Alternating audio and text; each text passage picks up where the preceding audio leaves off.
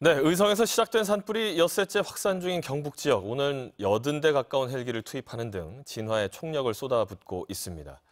자, 경북 의성 산불 70km 가까이 떨어진 동해안의 영덕군까지 번지면서 마을 주택까지 휘감았다. 이런 뉴스도 전해지고 있고요. 자, 스튜디오에 있는 김민욱 기자, 이야기 조금 더 나눠보도록 하겠습니다. 김 기자. 자, 그동안 대형 산불 하면 주로 동해안에서 발생을 했었는데 지금 내륙인 이 경상북도 지역에서 최악의 산불이 지금 진행 중인 거 아니겠습니까? 그야말로 지금 전국이 산불 위험지대로 좀 보이고 있습니다. 이런 변화의 이유 어디서 좀 찾아볼 수 있을까요? 일단 많은 전문가들이 기후변화에서 그 원인을 찾습니다. 예. 아까도 설명드렸듯이 3월 기온이 상당히 높았단 말입니다. 예. 그리고 봄철 기온이 높은 현상이 반복적으로 매년 발생하고 있습니다. 예. 기온이 높고 또 건조하고 이런 상황들 당연히 대형 산불이 발생하기 좋은 조건에 해당하죠. 예. 그렇다 보니까 이게 단순히 동해안뿐만 아니라 이제 내륙 쪽 전국 각지에서 대형 산불이 발생하고 있는 추세입니다. 대표적으로 재작년 4월이었죠. 이제 전국 5곳, 충남 홍성 금산, 전남 한평, 순천, 경북 영주 이렇게 5곳에서 대형 3단계 산불이 동시에 진행된 적이 있습니다. 예. 그에 이어서 이제 2년 뒤에 올해 또 이렇게 전국 동시다발 대형 산불이 발생한 거거든요.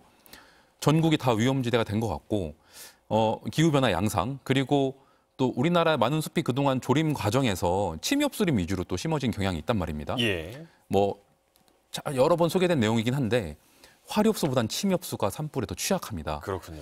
그런 식으로 좀 수십 년 된 조림 정책들 이런 것들의 영향 때문에 이제 전국이 다 대형 산불의 위험권에 속하고 있다. 이렇게 볼 수 있을 것 같습니다. 자, 지금 진화 작업을 진행하는 데 있어서 헬기가 추락하는 사고도 있었고 여러 가지 장비 노후와 이런 거는 이번 산불이 다 잡히고 난 뒤에 다시 좀 보완할 필요가 있을 것 같은데요.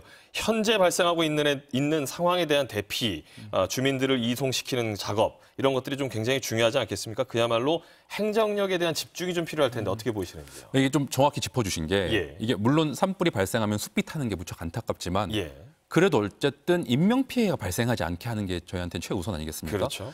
그 인명피해를 줄이는 것은 이제 행정력인데 일단 대피 안내가 가긴 했단 말입니다. 그런데 문자 안내만으로는 부족한 감이 없지 않습니다. 지금 그렇죠. 좀 전에 정한솔 기자가 이야기했듯이 대피 중에 변을 당하신 분들도 있지 않습니까? 보다 구체적인 정보들 그리고 훈련들이 있어야 됩니다.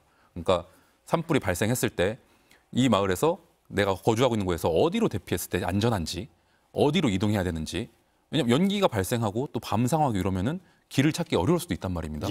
그런 것들에 대한 정보가 좀 구체적으로 이제 좀 도심과 떨어진 지역에 사시는 산간 근처에 사시는 어르신분들께 전달이 돼야 하고 그리고 이게 훈련이 없어서 안 됩니다. 대피 훈련 같은 것들 하다못해 모였으니까 어디로 가는 훈련 1년에 한두 번이라도 꼭 있어야지만 이런 피해 줄일 수 있거든요. 그런 것들을 할 수 있는 건 결국 이제 행정의 관심과 노력이거든요. 그런 것들이 분명히 이번 기회에 다시 한번 좀 따져볼 필요가 있을 것 같고요. 자, 그런 가운데 대통령 권한대행인 한덕수 국무총리가 고기동 행정안전부 장관 직무대행에게 현장에 직접 머무르면서 상황 지시해라 이런 얘기도 좀 전해지고 있습니다. 자, 일단 산불 진화 작업 상황 짚어보면서 마무리해 볼까요? 전국 7곳에서 지금 진화 작업 이어지고 있습니다. 네, 맞습니다. 아까 말씀드렸던 거 한 번 더 정리해 드리면요. 일단 인명 피해가 발생을 계속하고 있습니다. 점점 늘어나고 있는데 일단 사망자가 26명이 발생을 한 걸로 잠정 추정이 되고요. 부상자도 30명입니다. 지금 산림당국에서도 진화 작업을 계속 이어가고 있는데요. 일단 오늘 새벽 5시를 기준으로 산불 진화 작업이 계속되고 있는 지역은 총 7곳입니다. 그래서 경남 산청, 하동, 그리고 경북 의성, 안동 등인데요. 일단 일주일째 이어지고 있는 경남 산청 그리고 하동 지역 진화율은 지금까지 한 77% 정도입니다.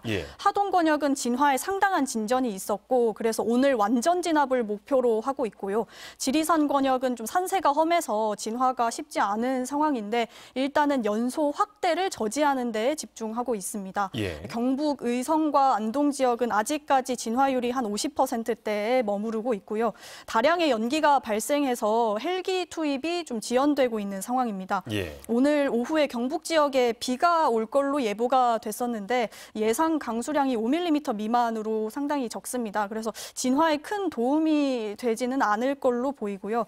이번에 전국 각지에서 발생한 산불로 36,000여 헥타르가 피해를 피해를 입을 걸로 예상됩니다. 그러니까 1헥타르가 축구장 1개의 크기라고 보시면 되는데요. 그러니까 축구장 한 3만 6천 개 정도 면적이 피해를 입은 겁니다.